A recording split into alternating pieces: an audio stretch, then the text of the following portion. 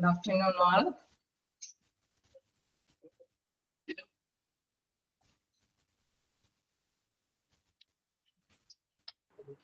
Good afternoon, ma'am. Good afternoon.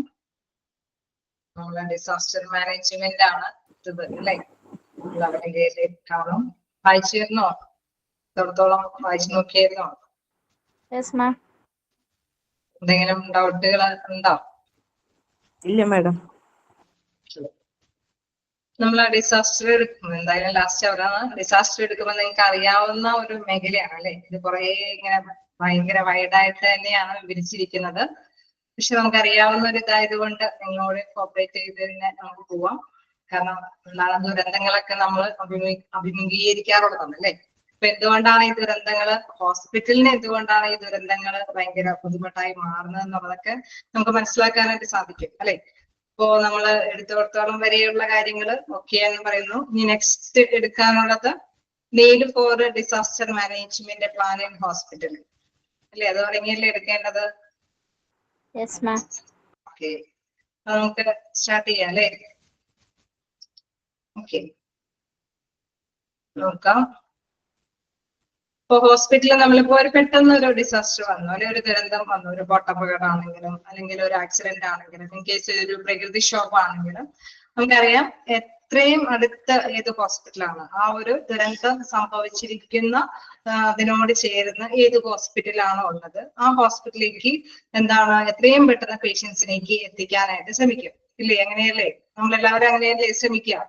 അതായത് first aid എങ്കിലും കൊടുത്ത് ഭയങ്കര ബുദ്ധിമുട്ടുള്ള ഒരു സിറ്റുവേഷൻ ആയതുകൊണ്ട് തന്നെ ജീവന് അല്ലേ അതിന് വളരെ വിലപ്പെട്ട പ്രാധാന്യം കൊടുക്കേണ്ട ഒരു സമയമായതുകൊണ്ട് തന്നെ എത്രയും പെട്ടെന്ന് രോഗികളെ ഏത് ഹോസ്പിറ്റലിൽ നമുക്ക് എത്തിക്കും. നമുക്കറിയാം എന്താണ് കൂടുതൽ സൗകര്യങ്ങളുടെ ഹോസ്പിറ്റലിൽ കുറച്ച് അകലെയാണെങ്കിൽ കൂടി നമ്മൾ ഫസ്റ്റ് എയ്ഡ് കിട്ടാൻ വേണ്ടിയിട്ട് നമ്മുടെ നിയറസ്റ്റ് ആയിട്ടുള്ള അതായത് ആ ദുരന്തം സംഭവിച്ചിരിക്കുന്ന ആ പ്ലേസിനോട് ചേർന്ന് അടുത്തുള്ള ഒരു ഹോസ്പിറ്റലിലേക്ക് എത്താനായിട്ട് എല്ലാവരും ശ്രമിക്കും അല്ലെ? അത് തന്നെയാണ് ഈ ഒരു പാരഗ്രാഫിലുടനീളം പറയുന്നത്. അപ്പൊ നമുക്ക് അതിന്റെ ആ ഒരു വ്യക്തത എന്താണെന്ന് മനസ്സിലാക്കിയെടുക്കാം. ഏതൊരു ക്ലിനിക്ക് ആണെങ്കിൽ കൂടി നമ്മൾ അവിടേക്ക് എത്തിക്കാൻ സാധിക്കും, അല്ലെങ്കിൽ എന്താണ് ഒരു ചെറിയ ഹോസ്പിറ്റൽ ആണെങ്കിലും നമുക്ക് അവിടെ എത്താനായിട്ട് പരിശ്രമിക്കും. നമുക്കറിയാം ഒത്തിരി പേര് അവിടെ ചെന്ന് കഴിഞ്ഞ് കഴിഞ്ഞാൽ അതിന് ആ ഒരു ഹോസ്പിറ്റലിന് അതിനുള്ള സൗകര്യം ഉണ്ടായിരിക്കുമോ? ഉണ്ടാവോ? ഒത്തിരി പേര് ഇല്ല. കാരണം നമുക്കറിയാം അതൊരു ചെറിയ സൗകര്യമുള്ള ഹോസ്പിറ്റലാണെന്ന് നമുക്ക് തന്നെ അറിയാം. പക്ഷെ എങ്കിൽ കൂടി ഫസ്റ്റ് എയ്ഡ് എങ്കിലും കിട്ടിയിട്ട് അകലയിലേക്ക് അല്ലെ ഡോക്ടറിന്റെ ഫസ്റ്റ് സേവനം നേടാനായിട്ട് എല്ലാവരും തന്നെ എത്രയും പെട്ടെന്ന് അടുത്തുള്ള ഹോസ്പിറ്റലിലേക്ക് ചെല്ലാനായിട്ട് ശ്രമിക്കും എന്നുള്ളത് ഒരു പ്രധാനപ്പെട്ട കാര്യമാണ്. അപ്പൊ നമുക്ക് നോക്കാം need for disaster management plan in hospital. അപ്പൊ ഇതില് പ്രധാനമായിട്ട് ആശുപത്രിയിലെ ദുരന്ത നിവാരണത്തിന്റെ ആ ഒരു ഘട്ടമാണ് ഇതിൽ ഉദ്ദേശിക്കുന്നത്. Hospitals play a crucial role in health care infrastructure. നമുക്കറിയാം അല്ലെ ആരോഗ്യ സംരക്ഷണ മേഖലയിലെ അടിസ്ഥാന സൗകര്യങ്ങൾ അല്ലെ അടിസ്ഥാനമായിട്ടുള്ള സൗകര്യങ്ങൾ പ്രദാനം ചെയ്യപ്പെട്ട ഒരു കാര്യമാണ് ഹോസ്പിറ്റലിൽ പ്രദാനം ചെയ്യുന്നത് അല്ലെ? നമ്മുടെ ആരോഗ്യ സംരക്ഷണത്തിന് ഏറ്റവും കൂടുതൽ സേവനങ്ങൾ കാഴ്ചവെക്കുന്ന ഒരു ഫെസിലിറ്റി ഏതാണ്? ഹോസ്പിറ്റൽ സർവീസ് ആണ് അല്ലെ? ഇതാണ് പറയുന്നത് hospitals play a crucial role in health care infrastructure. Then hospitals are responsible for saving lives. They also provide 24/7 emergency care service, and hence the public receive it as a main resource for diagnosis, treatment, and follow-up for both the physical and psychological care. നമുക്കറിയാം ഏതൊരു ഹോസ്പിറ്റലും അവിടെ ഏതൊരു clinic ആണെങ്കിലും അല്ലെ നമുക്കറിയാം ഒരു ചെറിയ ഹോസ്പിറ്റൽ ആണെങ്കിലും അവിടെ 24 hours സേവനം അവിടെ അല്ലെ അവിടെ ഉണ്ടാവും അല്ലെ? 24/7 എന്നുള്ള കാര്യം അതുകൊണ്ടാണ് ഉദ്ദേശിക്കുന്നത് എല്ലാ ദിവസവും 24 മണിക്കൂറും പ്രവർത്തിക്കുന്ന ഒരു സ്ഥാപനമാണ് എന്ത് അല്ലെ? 24 മണിക്കൂറും പ്രവർത്തിക്കുന്ന സ്ഥാപനം ഏതായിരിക്കും? ഹോസ്പിറ്റലുകൾ അല്ലെ? അപ്പൊ അതുകൊണ്ട് തന്നെ ഏറ്റവും കൂടുതൽ നമുക്കറിയാം 24 hours അവര് അവരുടെ സേവനം പ്രദാനം ചെയ്യുന്നുണ്ട്. പറയുന്നത് എന്താണ്? Service and hence the public receive it as A main resources four diagnosis, treatment and follow up for both physical and psychological care. നമുക്കറിയാം അതുകൊണ്ട് തന്നെ ജനങ്ങള് ഏറ്റവും കൂടുതൽ ശാരീരികമായിട്ടും മാനസികമായിട്ടും ബുദ്ധിമുട്ടുകൾ അനുഭവപ്പെടുമ്പോൾ അതിന്റെ ട്രീറ്റ്മെന്റിനും എന്തെങ്കിലും രോഗനിർണയത്തിനും ഏറ്റവും കൂടുതൽ ബന്ധപ്പെടുന്നത് എന്തിനെയാണ്? ഹോസ്പിറ്റലിനെയാണ് അല്ലേ? ഓക്കെ അല്ലേ? ഇതിൽ വിവരിക്കുന്ന കാര്യങ്ങൾ ഹോസ്പിറ്റലിനെ കുറിച്ചിട്ടാണ്. ഓക്കെ, അപ്പൊ നമുക്കറിയാം ഏറ്റവും കൂടുതൽ സേവനങ്ങൾ, നമ്മുടെ ചികിത്സാ സംബന്ധമായ സേവനങ്ങൾ പ്രദാനം ചെയ്യുന്ന ഹോസ്പിറ്റലാണ്.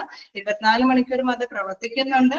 അതുകൊണ്ട് തന്നെ ജനങ്ങളെല്ലാം തന്നെ ട്രീറ്റ്മെന്റിന് വേണ്ടിയിട്ട് അല്ലെങ്കിൽ രോഗനിർണയത്തിന് വേണ്ടിയിട്ട് 24/7 അതെന്ന് പറഞ്ഞാൽ 24 മണിക്കൂറും സർവീസ് പ്രദാനം ചെയ്യുന്നു എന്നുള്ളതാണ് ഉദ്ദേശിക്കുന്നത്. അതായത് 7 ദിവസം അല്ലെ, ആഴ്ചയിലുള്ള 7 ദിവസമാണ് അവിടെ ഉദ്ദേശിക്കുന്നത്.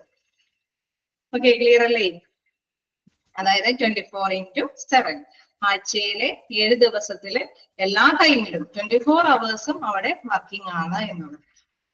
ഓക്കെ, ദെൻ അതാണ് ഉദ്ദേശിക്കുന്നത്. ഡെയിലി നമുക്കറിയാം ഒരു 12 മണിക്കൂർ നമ്മൾ രാത്രികളിലൊന്നും അവിടെ സർവീസ് നിലയ്ക്കുന്നില്ല അല്ലെ.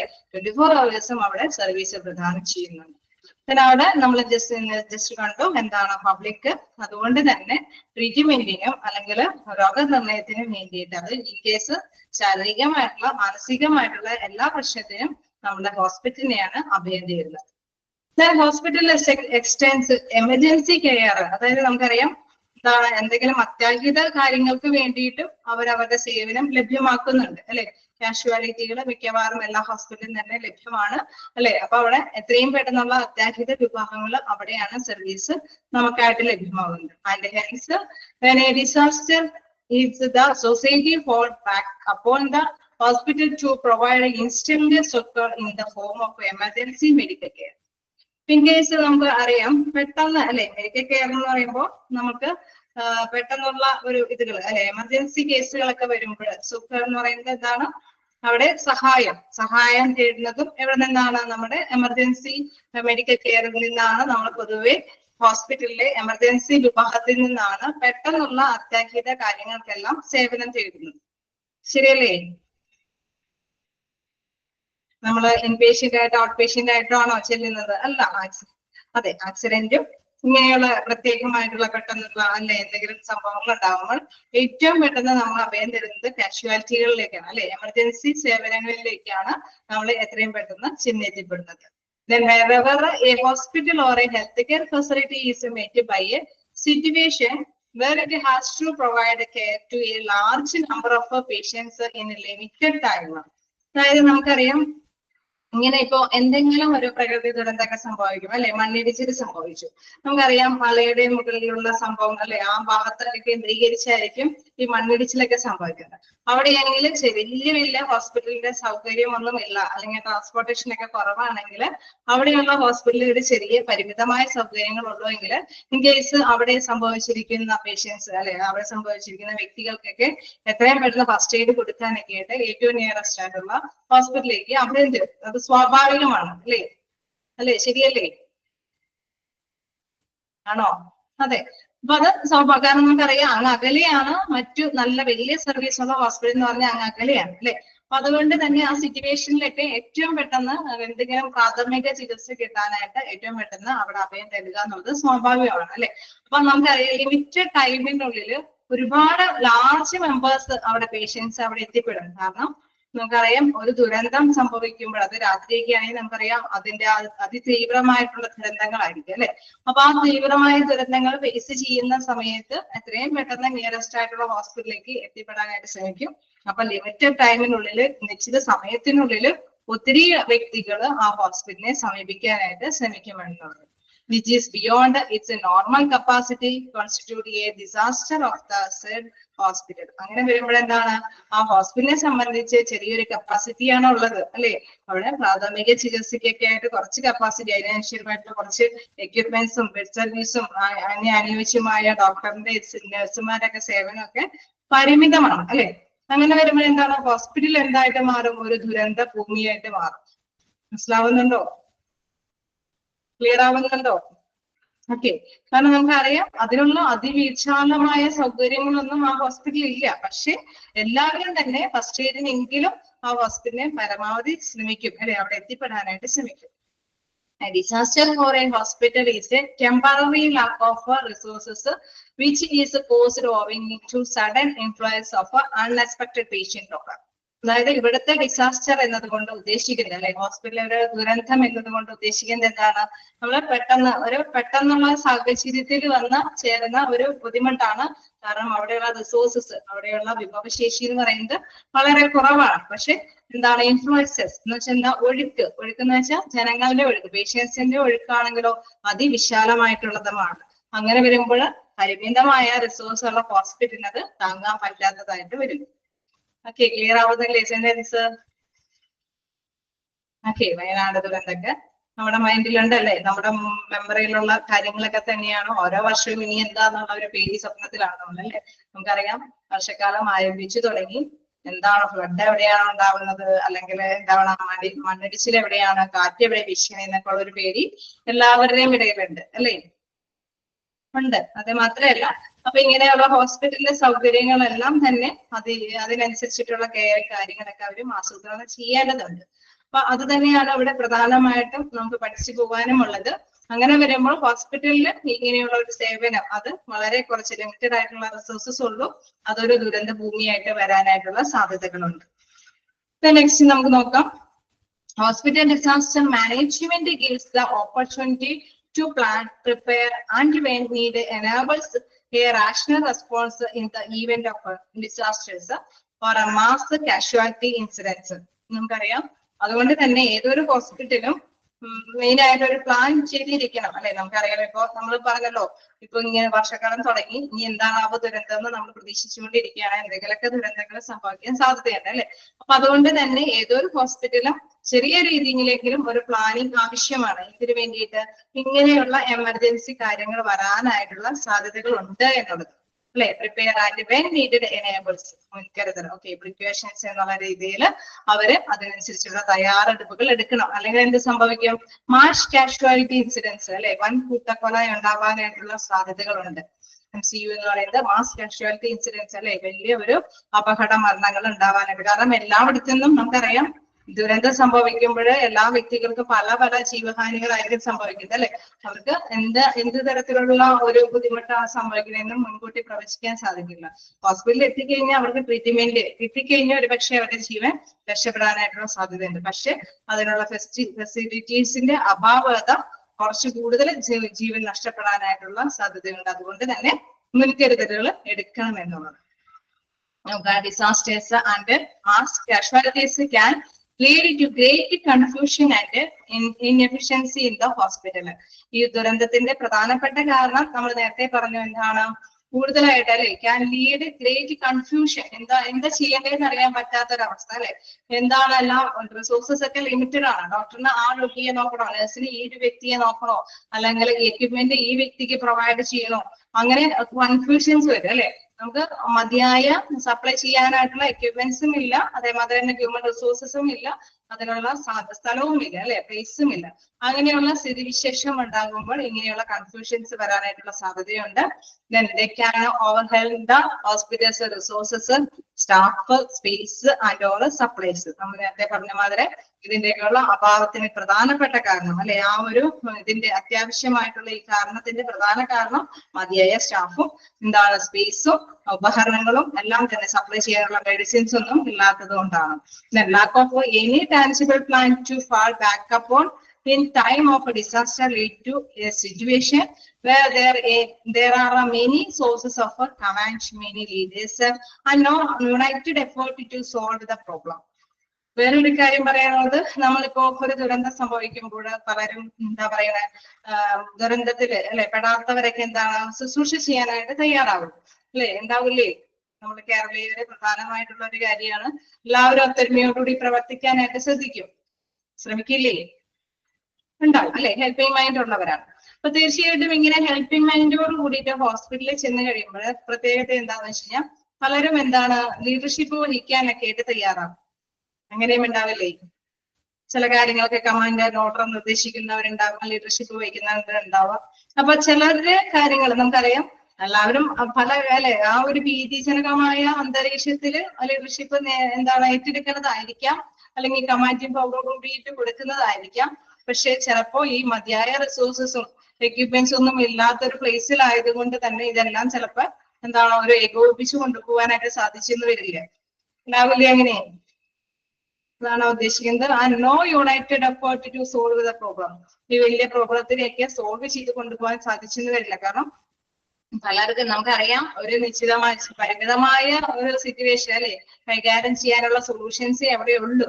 പക്ഷെ ഓരോരുത്തരുടെ ആ നേതൃത്വ ശൈലിയും അല്ലെങ്കിൽ കമാൻഡിംഗ് പവറൊക്കെ ചിലരെ ഉൾക്കൊള്ളാതിരിക്കാൻ പറ്റില്ല. ചില രാഷ്ട്രീയ പാർട്ടികളുടെ ഇടലുകൾ അതിനെ മൈൻഡ് ചെയ്യാതിരിക്കാൻ പറ്റില്ല അല്ലെ. ചില ഡോക്ടേഴ്സിന്റെ അല്ലെങ്കിൽ റിലേറ്റീവ്സിന്റെ കുറച്ച് കാര്യങ്ങളിലൊക്കെ മൈൻഡ് ചെയ്യാതിരിക്കാൻ പറ്റില്ല. അങ്ങനെ വരുമ്പോഴൊക്കെ എന്താണ് പല പ്രശ്നങ്ങൾ ഉണ്ടാവാനായിട്ടുള്ള സാധ്യതകളുണ്ട്.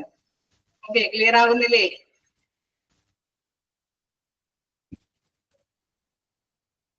ഓക്കെ, അപ്പൊ നമുക്ക് ഇങ്ങനെയുള്ള സാഹചര്യങ്ങളും നമുക്കറിയാം. അവിടെ ആ ഒരു സിറ്റുവേഷനിൽ അതിന് നേതൃത്വം വഹിക്കുന്നവർ തീർച്ചയായിട്ടും ഹെൽപ്പിംഗ് മൈൻഡോട് കൂടിയിട്ടായിരിക്കും. പക്ഷെ എങ്കിൽ കൂടി എന്താണ് അതിനെ ഒരു സോൾവിംഗ് സ്റ്റേജിലേക്ക് എത്താനായിട്ട് സാധിച്ചിട്ടുള്ള വരില്ല.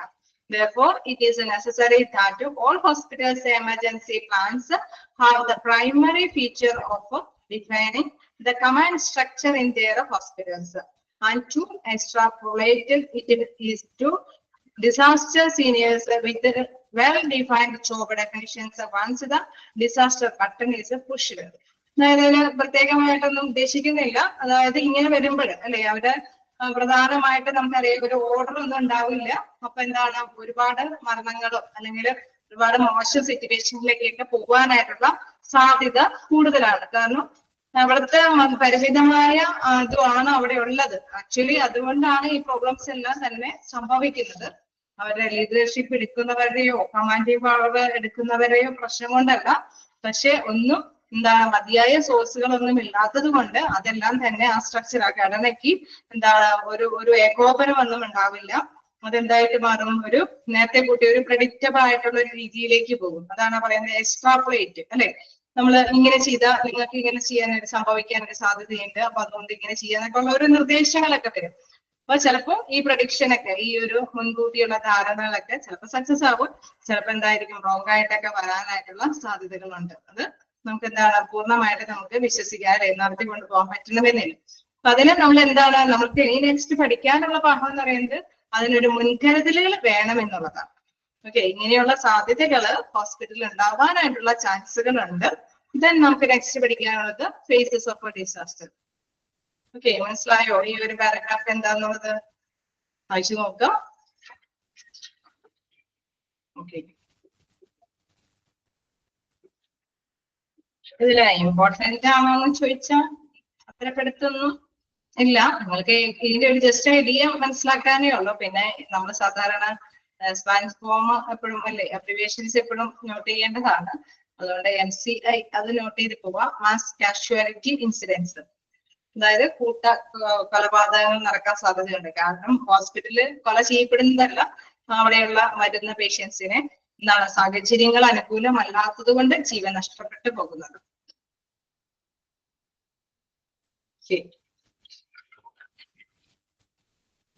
ഇതിനപ്പുറം ഒന്നും അധികം മനസ്സിലാക്കാനില്ല. ഇനി നെക്സ്റ്റ് തുടങ്ങി നമുക്ക് പഠിക്കാനുണ്ട്. ഹോസ്പിറ്റൽ ആയതുകൊണ്ട് എന്തൊക്കെ പ്രിക്കോഷൻസ് നമ്മൾ അറിഞ്ഞിരിക്കണം. ഇങ്ങനത്തെ ഒരു സിറ്റുവേഷൻസ് വരുമ്പോൾ അതിന് വേണ്ടിയിട്ടുള്ള മുൻകരുതലുകളുമായി ബന്ധപ്പെട്ട ഇത് ഇങ്ങനെയുള്ള പ്രോബ്ലംസ് ഉണ്ടാവാൻ സാധ്യതയുണ്ടെന്ന് മനസ്സിലാക്കിയതിനു ശേഷമാണ് നെക്സ്റ്റ് ഫേസ് വരുന്നത്. ഓക്കെ, എന്തെങ്കിലും ഡൗട്ടുകൾ ഉണ്ടെങ്കിൽ ചോദിക്കാം, വായിച്ചു പോവാം.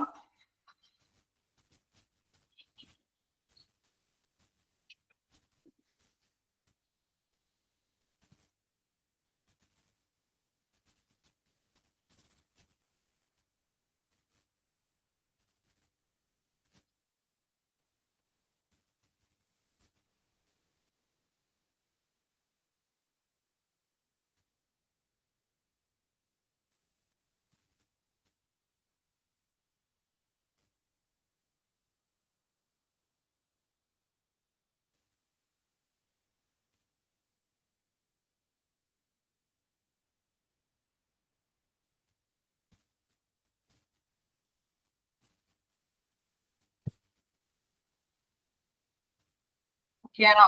കണ്ടിന്യൂ ചെയ്തോട്ടെ. നെക്സ്റ്റ് നോക്കാം ഫേസസ് ഓഫ് എ ഡിസാസ്റ്റർ. അപ്പൊ ഈ മേഖലകൾ നോക്കാം, നമുക്ക് മനസ്സിലായി ഒരു ഡിസാസ്റ്റർ വരുമ്പോൾ ഇങ്ങനെയൊക്കെയുള്ള സാഹചര്യങ്ങൾ ഉണ്ടാവാനായിട്ടുള്ള സാധ്യത ഹോസ്പിറ്റലുകൾക്ക് ഉണ്ട് എന്നുള്ളത് അല്ലെ. അപ്പൊ അതിന് മുന്നൊരുക്കമായിട്ട് ഏതൊക്കെ കാര്യങ്ങൾ ചെയ്യാൻ സാധിക്കും നമ്മൾ നേരത്തെ തന്നെ ഡിസ്കസ് ചെയ്തു അല്ലെ. ഒരു മുന്നൊരുക്കമായിട്ട് മുൻകരുതലായിട്ട് കുറെ കാര്യങ്ങൾ ചെയ്യാനായിട്ട് ശ്രമിക്കണം എന്നുള്ളത് അല്ലെ. പ്രീ ഡിസാസ്റ്റർ ഫേസ് ആണ് ആദ്യത്തെ ഘട്ടം എന്ന് പറയുന്നത്. Then disaster phase, then post disaster phase. Case നമുക്കറിയാം ഇപ്പൊ വർഷക്കാലമാണ് അല്ലെ.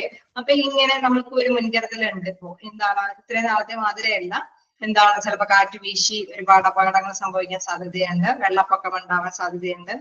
പിന്നെ എന്തെങ്കിലുമൊക്കെ ഉണ്ടാവും ഈ വർഷക്കാലത്ത് എന്തൊക്കെ ഉണ്ടാവാനായിട്ടുള്ള സാധ്യതയുണ്ട്? എന്തെങ്കിലുമൊക്കെ അസുഖങ്ങൾ വരാൻ സാധ്യതയുണ്ടോ? ഉണ്ടാവോ? ഇല്ലേ? ഇൻഫെക്ഷൻ വരാൻ സാധ്യതയുണ്ട്, പനികളൊക്കെ കൂടാൻ സാധ്യതയുണ്ട്.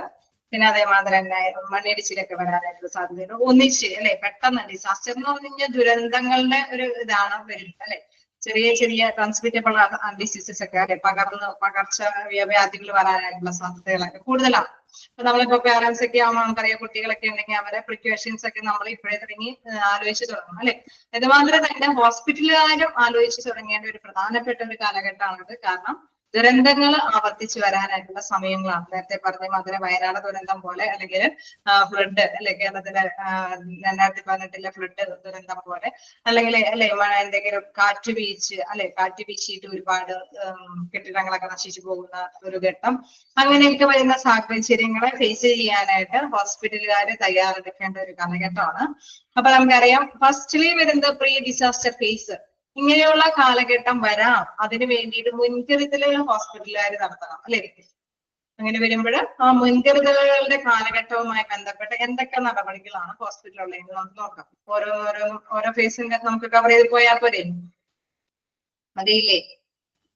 പ്രീ ഡിസാസ്റ്റർ ഫേസ് നമുക്ക് കവർ ചെയ്ത് പോവാം. Okay, evaluate the risk and training people before a disaster hits. അതായത് ഡിസാസ്റ്റർ വരികയാണെങ്കിൽ അതിന് മുന്നോടിയായിട്ട് എന്തൊക്കെ റിസ്കുകൾ, എന്തൊക്കെ അല്ലെ നമ്മള് പ്രശ്നങ്ങൾ ഉണ്ടാവാൻ സാധ്യതയുണ്ട്, അതിനെ ഇവാലുവേറ്റ് ചെയ്യുക എന്നതാണ് first phase. Then disaster phase, അതായത് ദുരന്തം ഉള്ള ആ ഒരു ഫേസ് ആണ്. ദെൻ പോസ്റ്റ് ഡിസാസ്റ്റർ ഫേസ് എന്ന് പറഞ്ഞാൽ ദുരന്തത്തിന് ശേഷമുള്ള ഒരു കാലഘട്ടമാണ്. അപ്പൊ നമുക്ക് നോക്കാനുള്ളത് പ്രീ ഡിസാസ്റ്റർ ഫേസ് ആണ് നമ്മളിപ്പോ നോക്കുന്നത്. പ്ലാനിങ്. അപ്പൊ നമുക്ക് എന്തിനും ഒരു ആസൂത്രണം വേണം അല്ലെ. ഇങ്ങനെ വരാൻ സാധ്യതയുണ്ട് എന്ന മുൻകൂട്ടി കാണുന്ന ഒരു ഘട്ടമാണ്. Most of the evaluation and planning is performed in the pre disaster phase. The hospital plans are prepared. നമുക്കറിയാം ഈ ഒരു വിലയിരുത്തലിന്റെ ഘട്ടത്തില് പൊതുവെ ഹോസ്പിറ്റലുകാരെ എന്താ ചെയ്യുന്നത് വെച്ചാൽ ഒരു പ്ലാൻ അല്ലെ, അതിന് വേണ്ടിയിട്ട് ഒരു പ്ലാനൊക്കെ തയ്യാറാക്കി വെക്കും. ഇങ്ങനെയുള്ള ദുരന്തങ്ങൾ വന്നു കഴിഞ്ഞു കഴിഞ്ഞാൽ എന്താ ചെയ്യേണ്ടത്, അതുമായി ബന്ധപ്പെട്ട ഒരു പ്ലാനിങ് ആണ് ആദ്യത്തെ പ്ലാനിങ് എന്ന ആ ഒരു ഓപ്ഷനിൽ പറയുന്നത്. നെക്സ്റ്റ് ആ ഒരു സ്റ്റെപ്പിൽ പറയുന്നത്. നെക്സ്റ്റ് സ്റ്റെപ്പ് നോക്കാം, preparation of written disaster manual. അപ്പൊ ഈ പ്ലാനിങ്ങിന്റെ ബേസിൽ അവരൊരു മാനുവൽ തയ്യാറാക്കി വെക്കുകയാണ്. അതെങ്ങനെ തയ്യാറാക്കുന്നത്? The hospital disaster plan have to be written down in a document form and copies of the same have to be available in all the areas of the hospital. അതായത് ഇങ്ങനൊരു disaster ഒക്കെ വരാൻ സാധ്യതയുണ്ട് എന്നൊക്കെ കൂടിയാലോചിച്ചൊക്കെ തീരുമാനങ്ങൾ എടുത്ത് അത് ഡോക്യുമെന്റിന്റെ ആ ഫോം രൂപത്തിലാക്കി അല്ലെ, എഴുതി തയ്യാറാക്കുന്ന ഒരു ഫോമിന്റെ രൂപത്തിലാക്കി അതിന്റെ കോപ്പികളെല്ലാം തന്നെ ഹോസ്പിറ്റലിന്റെ വിവിധ വിഭാഗങ്ങളിലേക്കൊക്കെ എന്താണ് സപ്ലൈ ചെയ്യും. അപ്പൊ നമുക്കറിയാം ഓരോ ഡിപ്പാർട്ട്മെന്റിലും ഇങ്ങനെയുള്ള കാലഘട്ടത്തിൽ ഇങ്ങനെയുള്ള സാധ്യതകൾ വരുമ്പോൾ നമ്മൾ എന്തൊക്കെയാണ് ചെയ്യേണ്ടതെന്നൊക്കെ എല്ലാ ഡിപ്പാർട്ട്മെന്റിനും അത് വ്യക്തമായിട്ട് മനസ്സിലാക്കാനായിട്ട് സാധിക്കും. ഓക്കെ, ക്ലിയർ ആയോ? ക്ലിയർ ആണോ? ഫസ്റ്റ് പ്ലാനിങ് ആലോചിക്കുക എന്നുള്ളത്. Second one preparation of written disaster manual. Clear ആണോ? ഞാനിങ്ങനെ നിങ്ങളോട് ചോദിക്കാതെ എപ്പോഴേക്കും ഇട്ടിട്ട് പോയോ? ഇല്ല. അപ്പൊ ഇവിടെ തന്നെ ഉണ്ടാവുക. കാരണം ഒന്നാമത് ദുരന്തത്തിന്റെ ഒരു കാര്യമാണ്. അതിങ്ങനെ വന്നു കഴിയുമ്പോൾ തന്നെ ഇങ്ങനെ ഫേസ് ചെയ്യാന്നുള്ളതിനെ കുറിച്ച് ആലോചിച്ചിരിക്കുന്ന കാലഘട്ടത്തിൽ ഇതിനെ കുറിച്ച് നേരത്തെ ചിന്തിച്ച് മനുഷ്യനാകെ അവശതയാവണ്ട എന്നോർത്തിട്ടായിരിക്കും.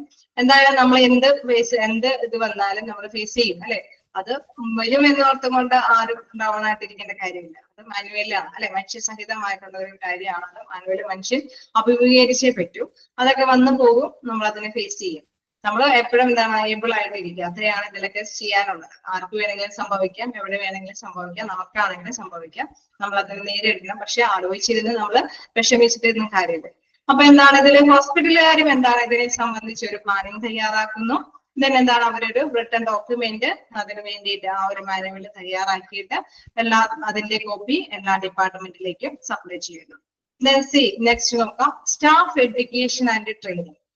ഇത് പ്രധാനപ്പെട്ടതാണ്. കാരണം നമുക്കറിയാം ഇങ്ങനെയുള്ള ചെറിയ ഫെസിലിറ്റീസ് ഉള്ള ഒരു ഹോസ്പിറ്റലിലേക്ക് ഇന്ന കേസിൽ നമ്മൾ നേരത്തെ പറഞ്ഞു അവിടെ എക്യുപ്മെന്റ്സ് കുറവായിരിക്കും അല്ലെ, ഒരുപാട് പെട്ടെന്ന് ഇങ്ങനെ എല്ലാവരും കൂടി എമർജൻസി ആയിട്ട് വന്ന ഒരുപാട് വലിയൊരു ദുരന്തമായിട്ട് ആ ഹോസ്പിറ്റൽ മാറാതിരിക്കാൻ വേണ്ടിയിട്ട് പ്രധാനമായിട്ട് ചില മുൻകരുതലുകളൊക്കെ അവിടെയുള്ള സ്റ്റാഫിനൊക്കെ അതിനാവശ്യമായിട്ടുള്ള ട്രെയിനിങ്ങും കാര്യങ്ങളൊക്കെ കൊടുക്കണം അല്ലെ.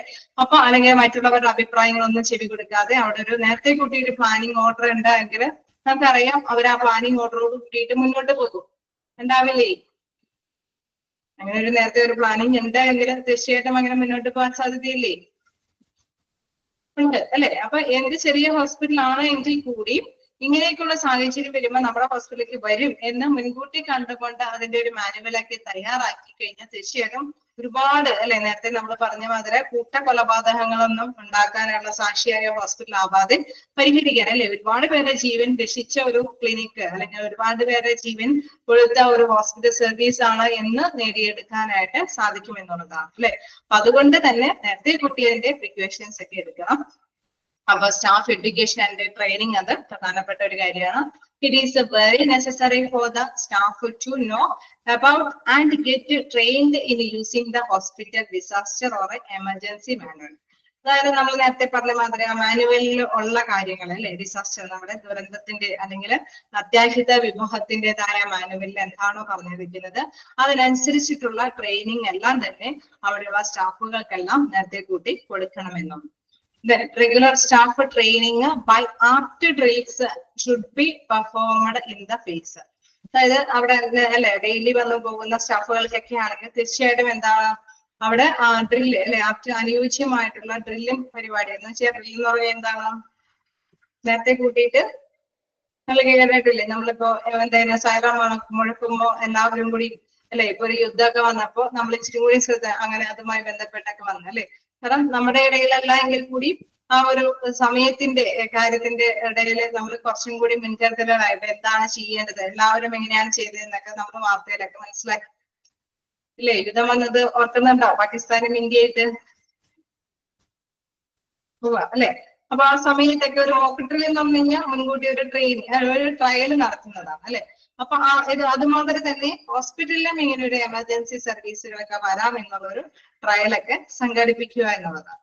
Then once the disaster plan gets ready, the next stage would be the education and training of the staff of the hospital about the plan and specific role of each staff member in the event of a disaster.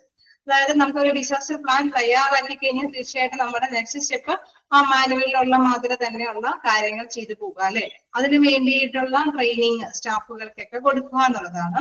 തീർച്ചയായിട്ടും ഇങ്ങനെ ഒരു training കൊടുക്കുമ്പോൾ അവിടെ specify ചെയ്ത് പറയുന്നത് എന്താണ്, ഓരോ സ്റ്റാഫിനും എന്താണ് നമ്മുടെ ഡ്യൂട്ടി അല്ലെ, അവരുടെ പങ്ക് ഓരോ വ്യക്തിക്കും എന്താണ് റോൾ എന്നുള്ളത് വ്യക്തമായിട്ട് മനസ്സിലാക്കി എടുക്കാനായിട്ട് സാധിക്കും എന്നുള്ളതാണ്. ക്ലിയർ ആണോ? Okay, clear ആകുന്നുണ്ടോ? ഓക്കെ, അപ്പൊ നമുക്ക് മനസ്സിലാക്കിയെടുക്കാം സ്പെസിഫിക് റോൾ അല്ലെ, ഓരോരുത്തരുടെയും എന്താണ് പങ്കെന്ന്. നമ്മൾ സ്റ്റാഫുകൾക്ക് ട്രെയിനിങ് കൊടുക്കുമ്പോൾ അതാണ് പ്രധാനമായിട്ട് ഉദ്ദേശിക്കുന്ന. ഒരു ഡ്രില്ലൊക്കെ കൊടുക്കുമ്പോൾ നമ്മൾ എന്ത് ചെയ്യണം അല്ലെ, എന്റെ ഡ്യൂട്ടി എന്താണ്, അങ്ങനെയുള്ള ആ ഒരു പ്രത്യേകമായ കാഴ്ചപ്പാട് അവർക്ക് നേടിയെടുക്കാനായിട്ട് സാധിക്കും. All of the required to be ready for the necessary managerial and technical skills for the effective and systematic management of the disasters. അപ്പൊ നമുക്കറിയാം ഓരോരുത്തർക്കും എന്താണ് ഡ്യൂട്ടി അല്ലെ, അവരുടെ പങ്ക് എന്താണെന്ന് മനസ്സിലാക്കി കഴിഞ്ഞാൽ തീർച്ചയായിട്ടും നമുക്കറിയാം അവിടെ എന്താണ് എല്ലാ തരത്തിലുള്ള അല്ലെ മാനേജീരിയൽ ആൻഡ് ടെക്നിക്കൽ സ്കിൽസ് അല്ലെ, അവിടെ എന്താണ് സാങ്കേതികമായിട്ടുള്ള ആവശ്യകതയുള്ള വ്യക്തികൾ ഉണ്ടാവും. അതേമാതിരി തന്നെ മാനേജ്മെന്റിന്റെ അണ്ടറിൽ അവരുടെ നിർദ്ദേശാനുസരണം പ്രവർത്തിക്കുന്ന വ്യക്തികളും ഒക്കെ ഉണ്ടാവും അല്ലെ. അപ്പൊ അവർക്കൊക്കെ ശാസ്ത്രീയമായിട്ട് രീതിയിൽ തന്നെ അവരുടെ എഫക്റ്റീവ് എന്ന് വെച്ചാൽ നമ്മുടെ അവരുടെ കഴിവ് അല്ലെ അത് കാര്യക്ഷമമായിട്ട് ഉപയോഗിക്കാനായിട്ട് സാധിക്കും എന്നുള്ളതാണ്. Authority of them required to be ready for the necessary managerial and technical skills for the effective and systematic management of the disasters. അങ്ങനെ വരുമ്പോൾ നമുക്ക് ദുരന്തമുഖത്ത് ഓരോരുത്തരുടെയും പങ്ക് എന്താണെന്ന് നേരത്തെ കൂട്ടി ധാരണയുണ്ടെങ്കിൽ തീർച്ചയായിട്ടും അവർക്ക് അവരുടെ ടെക്നിക്കൽ ആയിട്ടുള്ള സ്കില്ലും അല്ലെങ്കിൽ മറ്റേതെങ്കിലും സ്കില്ലുകളൊക്കെ അത് വ്യക്തമായിട്ട് അല്ലെ നല്ല കൃത്യമായ രീതിയിൽ കാര്യക്ഷമമായിട്ട് തന്നെ ഉപയോഗിക്കാനായിട്ട് സാധിക്കും എന്നുള്ളതാണ്. എന്താ പറയുന്നത് hypothetical disaster drill is used to perfect a hospital response to a particular emergency situation. നമ്മൾ നേരത്തെ പറഞ്ഞ മാതിരി തന്നെ എത്രയും പെട്ടെന്ന് അല്ലെ ആ ഒരു സിറ്റുവേഷൻസ് നമ്മൾ നേരത്തെ ഒരു മോക്ക് ഡ്രില്ലിലേക്ക് നടക്കുമ്പോഴെന്താണ് അത് ശരിക്കും യഥാർത്ഥത്തിൽ സംഭവിച്ച ഒരു കാര്യമല്ല അല്ലെ. നമ്മളത് സാങ്കല്പികമായിട്ടാണ് ആ ഡ്രില്ല് സംഘടിപ്പിക്കുന്നത്. അതുകൊണ്ടാണ് ഈ ഹൈപ്പോതെറ്റിക്കൽ ഡിസാസ്റ്റർ ഡ്രിൽ എന്ന് പറയുന്നത്. അതൊരു സാങ്കല്പികമായിട്ടാണ് അങ്ങനെ ഡ്രില്ല് സംഘടിപ്പിക്കുന്നത്. പക്ഷെ നമുക്കറിയാം ഇങ്ങനെയൊരു എമർജൻസി സിറ്റുവേഷൻ വരുമ്പോൾ അത് നന്നായിട്ട് തന്നെ റെസ്പോണ്ട് ചെയ്യാനായിട്ട് അതുകൊണ്ട് സാധിക്കും എന്നുള്ളതാണ് അല്ലെ. അപ്പോ അത് ഇമ്പോർട്ടന്റ് ആണ്. Hypothetical disaster drill is used to perfect a hospital response to a particular emergency situation. അത് നല്ല പൂർണ്ണമായിട്ട് തന്നെ അങ്ങനെ ഒരു സാങ്കല്പിക ഡ്രില്ല് സംഘടിപ്പിച്ചിട്ടുണ്ടെങ്കിൽ തീർച്ചയായിട്ടും ഇങ്ങനെയുള്ള എമർജൻസി കേസുകളൊക്കെ ഫേസ് ചെയ്യാനായിട്ട് സാധിക്കും എന്നുള്ളത്. Then an effective disaster drill has to be realistic, then interactive and moderately stressful for the participants. അപ്പൊ ഇങ്ങനെ നേരത്തെ കൂടി ഒരു ഡ്രില്ല് ഉണ്ടായെങ്കിൽ തീർച്ചയായിട്ടും അവർക്ക് വെപ്രാളപ്പെടേണ്ട ആവശ്യകത ഉണ്ടാവില്ല അല്ലെ. നമ്മൾ നേരത്തെ ആ ഫസ്റ്റ് പാരഗ്രാഫിൽ കണ്ടു കുറച്ച് ഡോക്ടറുള്ളൂ കുറച്ച് എക്യുപ്മെന്റ്സ് ഉള്ളു, അപ്പൊ ആരെന്ത് ചെയ്യണം ആർക്ക് വേണ്ടി അത് കൊടുക്കണം എന്നൊക്കെ ഉള്ള ഒരു കൺഫ്യൂഷൻ ഒന്നും ഉണ്ടാവില്ല അല്ലെ. അപ്പൊ അങ്ങനെ വരുമ്പോൾ എന്താണ് അവിടെ എന്താണ് അറിയില്ലേ യഥാർത്ഥത്തിൽ തന്നെ അവർക്ക് ഓരോരുത്തർക്കും എന്താ ചെയ്യേണ്ടതെന്ന് കൈകാര്യം ചെയ്യാനായിട്ട് സാധിക്കും. അവിടെ എന്താണ് സ്ട്രെസ് അല്ലെ ഒരു ബുദ്ധിമുട്ടൊന്നുണ്ടാവില്ല. ഒരു മനഃശങ്കയൊന്നും കൂടാതെ തന്നെ അവിടെ എന്താണ് ആധുനിക ടെക്നിക്കൽ ആയിട്ടുള്ള സൗകര്യങ്ങളുടെ സാന്നിധ്യത്തോടു കൂടിയിട്ട് എന്തെങ്കിലുമൊക്കെ അവിടെയുള്ള പേഷ്യൻസിന് ചെയ്തു കൊടുക്കാനായിട്ട് സാധിക്കും എന്നുള്ളതാണ്. The objectives of a mock drill is to assess the emergency preparedness plan of the organization and scrutinize the standard operating procedure so that the concerned person would perform their duties in an effective manner while keeping in cognizance of life and property. അതായത് organisation നമുക്കറിയാം അവിടെ മിതമായ ഒരു സൗകര്യമാണ് ആ സ്ഥാപനത്തിനുള്ളൂ അല്ലെ. അപ്പൊ പക്ഷെ നമുക്കറിയാം മോക്ക് ഡ്രില്ലൊക്കെ സംഘടിപ്പിക്കുമ്പോൾ കുറച്ച് അധികം പേഷ്യൻസ് വന്നാൽ ചിലപ്പോ ഫസ്റ്റ് എയ്ഡ് ഒക്കെ കൊടുത്തിട്ട് ചിലപ്പോൾ വേറെ ഹോസ്പിറ്റലിലേക്കൊക്കെ പറഞ്ഞേക്കേണ്ടതുണ്ടാവാം. പക്ഷെ എങ്കിൽ കൂടി അവർക്ക് എല്ലാവരെയും ഒന്ന് അല്ലെ പരിഗണിക്കുക മാനസിക പരിഗണന എല്ലാവർക്കും കൊടുക്കാനുള്ള ഒരു ചാൻസ് അവർക്ക് ഈ ഡ്രില്ലിൽ കൂടി നേടിയെടുക്കാനായിട്ട് സാധിക്കും. അതുകൊണ്ട് തന്നെ പറയുന്നത് വൈൽ കീപ്പിംഗ് ആ ഒരു അവിടുത്തെ അന്തരീക്ഷത്തിന്റെ പ്രോപ്പർട്ടി അടക്കം അല്ലെ അവിടെയുള്ള വസ്തുക്കൾ അടക്കം അവരുടെ മാക്സിമം യൂട്ടിലൈസ് ചെയ്തുകൊണ്ട് അല്ലെങ്കിൽ എഫക്റ്റീവ് മാനറിനോടുകൂടി എന്ന് വെച്ചാൽ കാര്യക്ഷമമായിട്ടുള്ള രീതിയിൽ തന്നെ അവർക്ക് പെർഫോം ചെയ്യാനായിട്ട് സാധിക്കും. അങ്ങനെ വരുമ്പോൾ തീർച്ചയായിട്ടും എന്താണ് പേഷ്യൻസിന് മതിയായ സേവനങ്ങൾ നേടിയെടുക്കാനായിട്ട് സാധിക്കും എന്നുള്ളത്. അതില് സെന്റൻസ് അതാണ് ഉദ്ദേശിക്കുന്നത്. Organisation and scrutinise standard operating procedure. നമ്മൾ നേരത്തെ കൂടി ഒരു മോക്ക് ഡ്രില്ലൊക്കെ സംഘടിപ്പിക്കുമ്പോൾ നേരത്തെ കൂടി ഒരു സ്റ്റാൻഡേർഡൈസ് അല്ലെ എങ്ങനെയാണ് ഈ വ്യക്തികളൊക്കെ വരുമ്പോൾ നമുക്കറിയാം ചില അല്ലെ പേഷ്യൻസിന് അത്യാഹിത കാര്യങ്ങളൊക്കെ ഉണ്ടാവും. അത് കഴിഞ്ഞ ഒരു അടുത്ത സ്റ്റെപ്പുള്ള കാര്യങ്ങളൊക്കെ ഉണ്ടാവും അല്ലെ.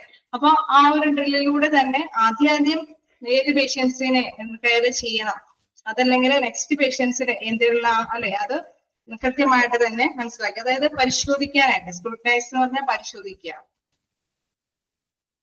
അസസ് എന്ന് വെച്ചാൽ വിലയിരുത്തുക.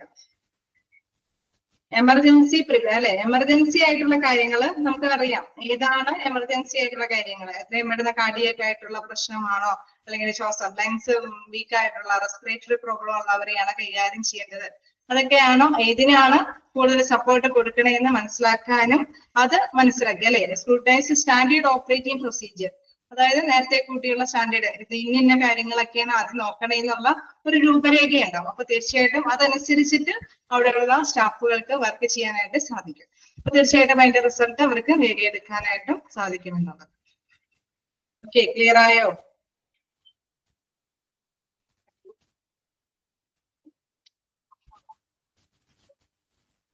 ആണോ? ജസ്റ്റ് വായിച്ചു നോക്കാം.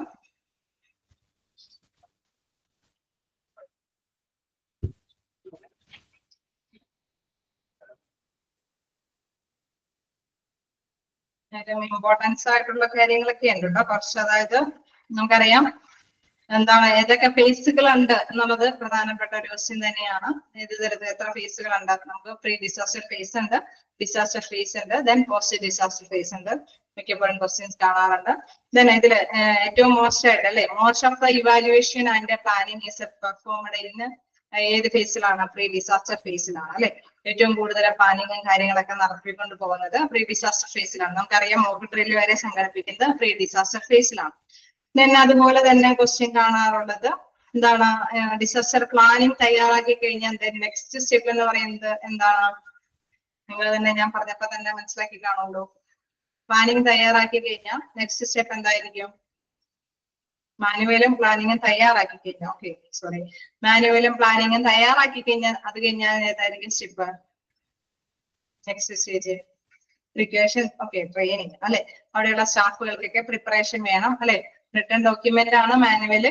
ആ മാനുവല് തയ്യാറാക്കിയതിനു ശേഷമാണ് നമ്മൾ അവിടെയുള്ള സ്റ്റാഫുകൾക്ക് ട്രെയിനിങ് കൊടുക്കണം അല്ലെ. ട്രെയിനിങ് കൊടുത്തു കഴിയുമ്പോൾ നമുക്കറിയാം അവിടെ ഓരോരുത്തരുടെയും പങ്ക് എന്താണെന്ന് അതിൽ വ്യക്തമായിട്ട് അവർക്ക് ഗ്രഹിക്കാനായിട്ട് സാധിക്കും. നമ്മൾ ഡ്രില്ലോട് കൂടിയിട്ട് അല്ലെ, മോക്ക് ഡ്രില്ല്, സാങ്കല്പിക ഡ്രില്ലോട് കൂടിയിട്ടൊക്കെയാണ് അത് കൊടുക്കുന്നത്. ഹൈപ്പത്തറ്റിക്കൽ ഡിസാസ്റ്റർ ഡ്രില്ല് അല്ലെ, ആ ഒരു പേരൊക്കെ നോട്ട് ചെയ്ത് വെക്കുക. സാങ്കല്പിക ഡ്രില്ലോട് കൂടിയിട്ടാണ് അത് കൊടുക്കുന്നത്. അങ്ങനെ വരുമ്പോഴും ഓരോ വ്യക്തിയുടെയും എന്താണ് പങ്ക് എന്ന് മനസ്സിലാക്കാനായിട്ട് സാധിക്കും. then അതില് നെക്സ്റ്റ് പറയുന്നത് മോക്ക് ഡ്രില്ല് എന്താ പറയുന്നത്? Is to assess the emergency preparedness plan അല്ലെ. മോക്ക് ഡ്രില്ലിൽ നിന്ന് എന്തായിട്ടും വ്യക്തമായിട്ട് മനസ്സിലാക്കാൻ സാധിക്കും ഏതാണ് ഏറ്റവും കൂടുതൽ എമർജൻസി ആയിട്ടുള്ള മാറ്റർ അല്ലെ.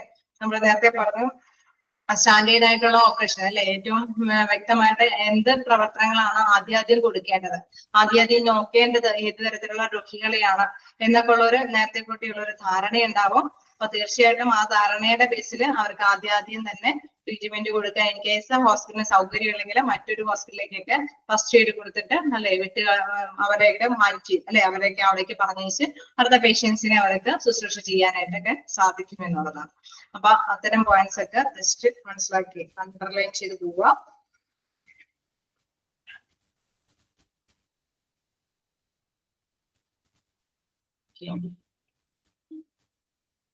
അയച്ചു നോക്കാം.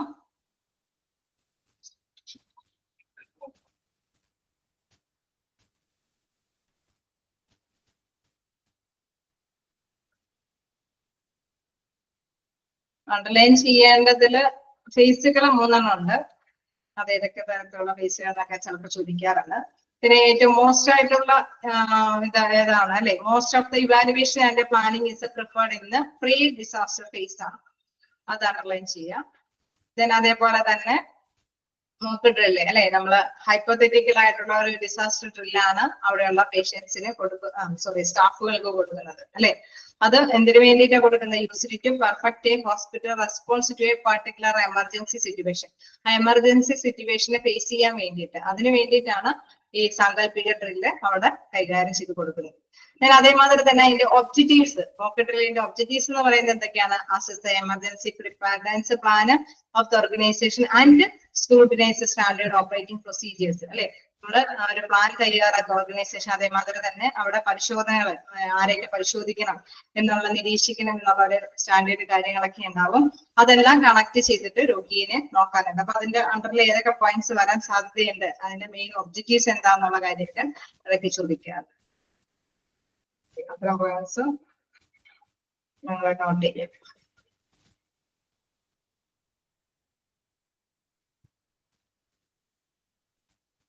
കേളെ കണ്ടിന്യൂ ചെയ്തോട്ടെ. ചെറിയ ഭാഗം കൂടി എടുക്കാലോ. ഓക്കെ, നെക്സ്റ്റ് നോക്കാം. Training for preparedness should include. ഈ ട്രെയിനിങ്ങിൽ നമ്മൾ എന്തൊക്കെ കാര്യങ്ങളായിരിക്കും ഇൻക്ലൂഡ് ചെയ്യാൻ നോക്കാം.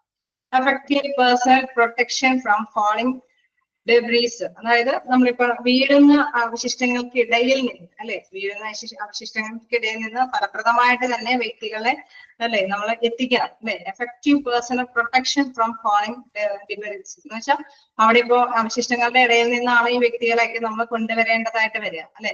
അപ്പൊ അതിനുള്ള ഒരു ട്രെയിനിങ് തീർച്ചയായിട്ടും അവിടെ കൊടുക്കണം. ഇൻ കേസ് നമ്മുടെ ഹോസ്പിറ്റലിൽ നിന്ന്, ക്ലിനിക്കിൽ നിന്ന് ഒരു ആംബുലൻസും അല്ലെ വിത്ത് സർവീസ് മൈൻഡുള്ള വ്യക്തികളൊക്കെ കൊണ്ടുപോകാനായിട്ട് സാഹചര്യം ഉണ്ടെങ്കിൽ അവിടെയുള്ള സ്റ്റാഫുകൾ അല്ലെ, അവിടെ അങ്ങനെയുള്ള സ്റ്റാഫുകൾ, നമുക്കറിയാം ഡോക്ടേഴ്സ് നഴ്സുമാരല്ല ഉദ്ദേശിച്ചത്, അതിന് മതിയായ സ്റ്റാഫുകൾ ഉണ്ടായെങ്കിൽ എത്രയും പെട്ടെന്ന് എന്താണ് നമ്മുടെ ആംബുലൻസിൽ കൂടെ പോവുകയാണെങ്കിൽ അവിടെ ചെന്നുകൊണ്ട് എത്രയും പെട്ടെന്ന് അവശിഷ്ടങ്ങളുടെ ഇടയിൽ നിന്ന് വ്യക്തികളെ കൊണ്ടുവരണം അല്ലെ.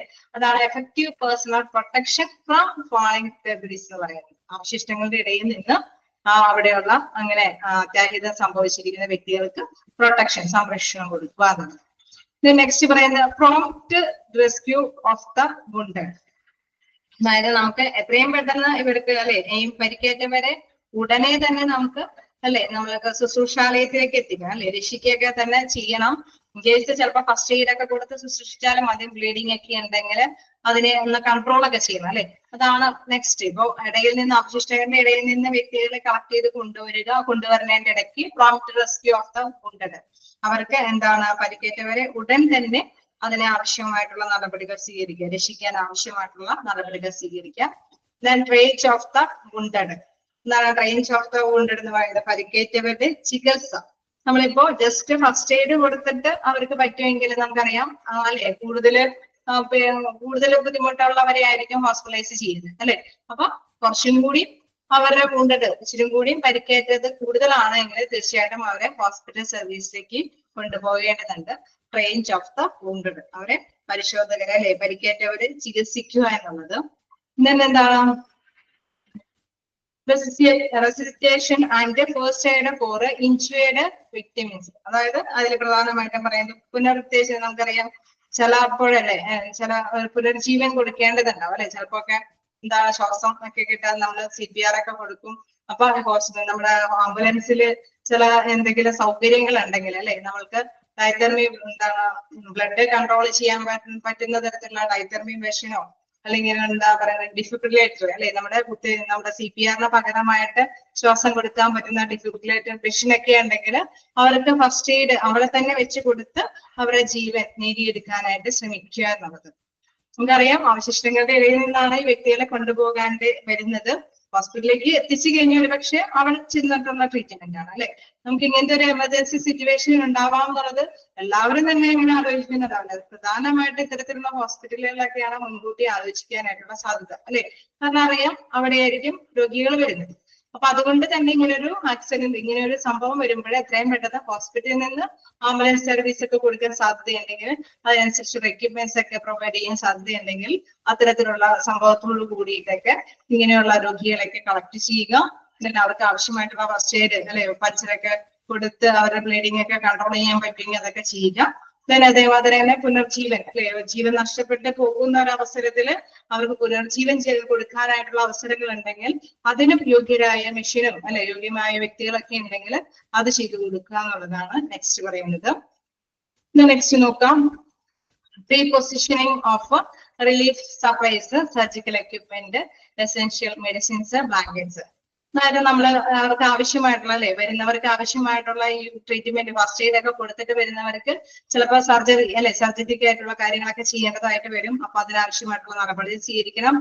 എസെൻഷ്യൽ മെഡിസിൻസ് ഒക്കെ അവർക്ക് മതിയായ മെഡിസിൻസ് കൊടുക്കണം. അതേമാതിരി തന്നെ അല്ലെ ഒരുപാട് തണുപ്പും കാര്യങ്ങളൊക്കെ ആയിട്ടാണ് അല്ലെ നമ്മുടെ ഇപ്പോ വർഷക്കാലത്തെ ബുദ്ധിമുട്ടെന്നൊക്കെ പറയുമ്പോൾ ആരോഗ്യസ്ഥിതി മോശമായിട്ടുള്ള പാരന്റ്സ് പോലെയുള്ള വ്യക്തികൾ അല്ലെ ഏജ് ഓവർ ആയിട്ടുള്ള വ്യക്തികളൊക്കെ ആണെങ്കിൽ ഒരുപക്ഷെ അവരുടെ ജീവന് ഏറ്റവും ഭീഷണി എന്തായിരിക്കും? അവർക്ക് ആരോഗ്യം അല്ലെ നമ്മുടെ തണുപ്പ് അതിജീവിക്കാൻ പറ്റുന്നുണ്ടാവില്ല. അങ്ങനെ ഉണ്ടാവില്ലേ?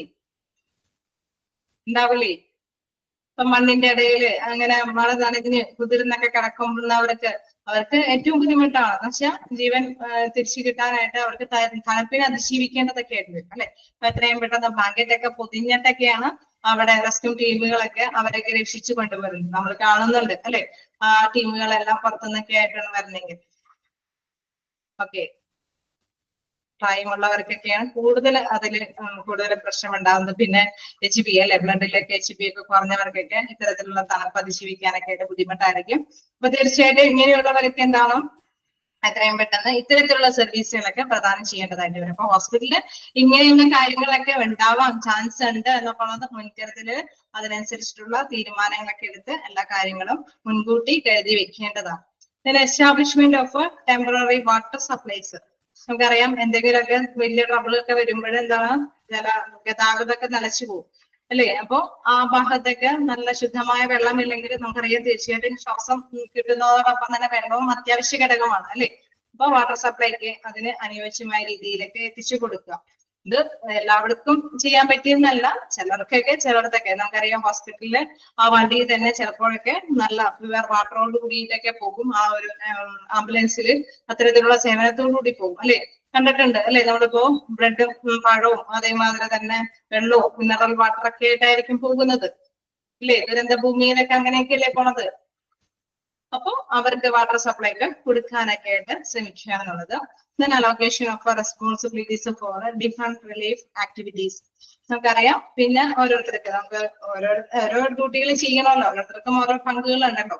അപ്പൊ ഇൻ കേസ് ഹോസ്പിറ്റലിലേക്ക് കൊണ്ടുവരുന്ന പേഷ്യൻസിന് ബാക്കിയുള്ളവരൊക്കെ ആയിട്ട് അവരവരുടെ പങ്ക്, അവരവരുടെ ഡ്യൂട്ടി അലോക്കേറ്റ് ചെയ്തിരിക്കുന്ന ഡ്യൂട്ടികൾ അനുസരിച്ചിട്ട് അവരുടെ ഉത്തരവാദിത്തങ്ങളൊക്കെ നിറവേറ്റുക എന്നുള്ളതാണ്. ട്രെയിനിങ് ഫോർ പ്രിപ്പാരൻസ് ഷുഡ് ഇൻക്ലൂഡ്, അതിൽ ഇതെല്ലാം ഉൾപ്പെടുന്നുണ്ട് അല്ലെ? നമ്മൾ ഹോസ്പിറ്റലിലേക്ക് എത്തുന്നത് മുതലുള്ള കാര്യങ്ങൾ മാത്രമല്ല, ചിലപ്പോ നമ്മൾ ഹോസ്പിറ്റലുകാരാണ് പൊതുവെ ഇത്തരത്തിലുള്ള പ്രിക്കോഷൻസ് എപ്പോഴും എടുക്കുക അല്ലെ? ഓരോ വീട്ടുകാരും എടുക്കുന്നിരിക്കും. നമുക്കറിയാം വർഷക്കാലം വരുമ്പോൾ ചില മുൻകരുതലുകളൊക്കെ വീടുകളിൽ എടുക്കും. പക്ഷെ ഇത്തരത്തിലുള്ള സാഹചര്യം വന്നു കഴിഞ്ഞാൽ മുൻകരുതലുകൾ എടുത്തിട്ടൊന്നും കാര്യമില്ല അല്ലെ? അപ്പൊ അതിന് വേണ്ടിയിട്ടുള്ള ആക്ഷൻസ് ഒക്കെ അലോക്കേഷൻ എന്ന് പറഞ്ഞാൽ വിഭജിച്ച് നൽകുക, അലോക്കേറ്റ് ചെയ്ത് കൊടുക്കുക. ഓക്കെ,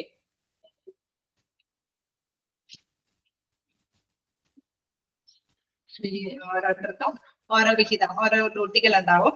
അപ്പൊ ആ ഉത്തരവാദിത്തങ്ങൾ അല്ലെ, ഓരോരുത്തരെയും ഓരോ കടമകൾ ഏൽപ്പിക്കും. നിങ്ങൾ ഇന്ന ടീമിനെ അല്ലെ ഈ ഒരു ഭാഗത്തേക്ക് കൊണ്ട് അവരെ വൃത്തിയായിട്ട് കഴുകി അവർക്ക് ആവശ്യമായിട്ടുള്ള അല്ലെ, നമ്മുടെ ചിലപ്പോ ആണെങ്കിൽ അവരുടെ മുറിവുകളൊക്കെ വെച്ച് കെട്ടാനൊക്കെ ആയിരിക്കും അല്ലെ, അപ്പൊ അവരൊക്കെ പ്യുവർ വാട്ടറിലൊക്കെ നന്നായിട്ട് തന്നെ ക്ലീൻ ചെയ്ത് അവരെ എന്താണ് പഞ്ചറും കാര്യങ്ങളൊക്കെ ചെയ്യിപ്പിക്കാനായിരിക്കും. ചിലർക്ക് നമുക്കറിയാം കുറച്ചും കൂടി അല്ലെ ക്രിട്ടിക്കൽ ആയിട്ടുള്ള സ്റ്റേജിലുള്ള പീപ്പിൾ ആണെങ്കിൽ, ജനങ്ങൾ പേഷ്യൻസ് ആണെങ്കിൽ അവർക്ക് അത്തരത്തിലുള്ള മെഷീന്റെ സഹായത്തോടുള്ള കുറച്ച് ട്രീറ്റ്മെന്റ് ഒക്കെ കൊടുക്കേണ്ടതായിട്ട് വരും.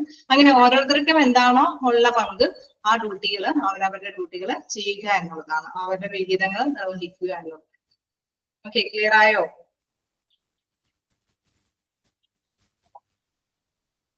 ഓക്കെ, ജസ്റ്റ് വായിച്ചു നോക്കാം.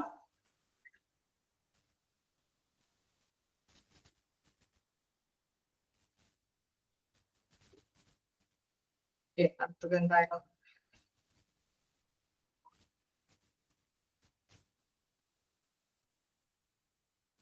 വായിച്ചു നോക്കാം.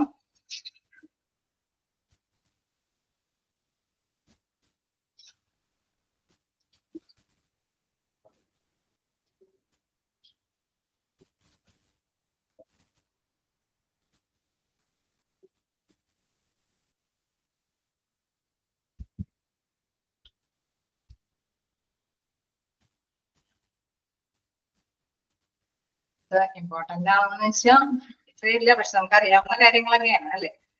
അത് അങ്ങനെയൊക്കെയുള്ള സ്റ്റെപ്പിൽ കൂടെയാണ് ഹോസ്പിറ്റലിലേക്ക് എത്തിക്കുന്നവരെയും എത്തുക എന്നുള്ളത് മനസ്സിലാക്കിയെടുക്കുക. ആദ്യം ഇടയിൽ നിന്നൊക്കെ വ്യക്തികളെ കണ്ടെത്തുക, അവർക്ക് ആവശ്യമായ പ്രാഥമിക ചികിത്സകൾ കൊടുക്കുക, വീണ്ടും തുടർ ചികിത്സ ഉണ്ടെങ്കിൽ ഹോസ്പിറ്റലിലേക്ക് എത്തിക്കുക, ആ ടൈമിലൊക്കെ അവർക്ക് ശുദ്ധമായ വെള്ളമൊക്കെ പ്രൊവൈഡ് ചെയ്യുക. എന്താണ് വീണ്ടും എന്തെങ്കിലും അല്ലെ മെഡിസിൻസും അല്ലെങ്കിൽ എന്തെങ്കിലും ബ്ലാങ്കറ്റോട് കൂടിയിട്ടൊക്കെ ചിലപ്പോൾ അവരെ എത്തിക്കേണ്ടതുണ്ടെങ്കിൽ അതൊക്കെ പ്രൊവൈഡ് ചെയ്യുക. നമ്മൾ സാധാരണ ഒരു ദുരന്ത മുഖത്ത് എന്താണോ നമ്മൾ ടെലിവിഷനിലൊക്കെ കാണാറുണ്ട് അല്ലെ, ഇപ്പോഴും നമ്മൾ മാധ്യമങ്ങളിലൂടെ കാണാറുണ്ട് ഇങ്ങനെയുള്ള ദുരന്ത മുഖത്ത് എന്തൊക്കെയാണ് നടക്കണെന്നുള്ളത്. അപ്പൊ അത് തന്നെ മൈൻഡിലേക്ക് കൊണ്ടുവന്നാൽ മതി. ഫസ്റ്റിൽ എന്താണ് ചെയ്യുന്നത്, നെക്സ്റ്റ് എന്താണ്, ഹോസ്പിറ്റലിലേക്ക് എത്തിക്കുന്നു. ഹോസ്പിറ്റലുകാര് നമുക്കറിയാം അവര് വളരെ ഫ്രീ ആയിട്ടൊന്നും അല്ല നിൽക്കുന്നത് അല്ലെ, അവര് മുന്നൊരുക്കത്തോട് കൂടിയിട്ടായിരിക്കും രോഗികൾ വരുമ്പോ ഓരോരുത്തര് അവരവരുടെ ഡ്യൂട്ടി അനുസരിച്ചിട്ട് തന്നെ അവരുടെ റോളുകൾ വഹിക്കുന്നത്. അപ്പൊ ആ കാര്യം അത് മൈൻഡിലേക്ക് കൊണ്ടുവന്നാൽ മതി. അത്രേ ഉള്ളൂ. ചോദിക്കുന്നതനുസരിച്ചിട്ട് നിങ്ങൾക്ക് ആൻസർ ചെയ്യാൻ സാധിക്കും. ഇതിൽ അത്ര ക്വസ്റ്റ്യൻസ് ഒന്നും കാണാറില്ല. എനിവേ ഇങ്ങനെ എന്തെങ്കിലും വരുന്നുണ്ടെങ്കിൽ നോക്കിയാൽ മതി. നെക്സ്റ്റ് എടുക്കണോ?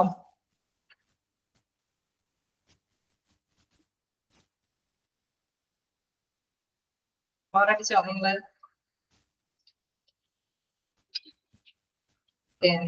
നെക്സ്റ്റ് ക്ലാസ്സിൽ എടുക്കാം. എന്തെങ്കിലും ഡൗട്ടുകൾ എന്തെങ്കിലും ചോദിക്കട്ടോ? അൺമ്യൂട്ട് ആക്കിയിട്ടുണ്ട്.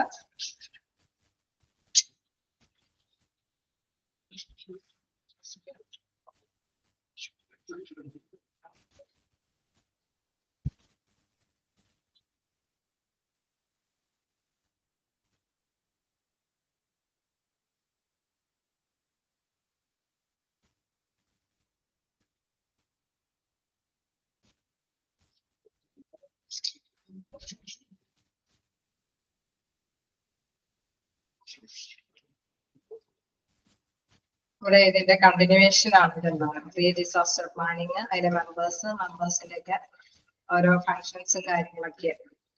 അപ്പൊ എന്തായാലും നെക്സ്റ്റ് ക്ലാസ് സ്റ്റാർട്ട് ചെയ്യാം കണ്ടിന്യൂവേഷൻ.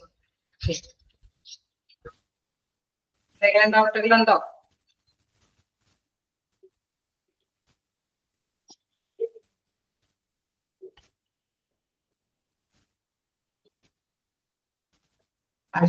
എന്തെങ്കിലും ഡൗട്ട് ഉണ്ടോ? നെക്സ്റ്റ് ക്ലാസ്സിൽ കാണാം. Okay, thank you.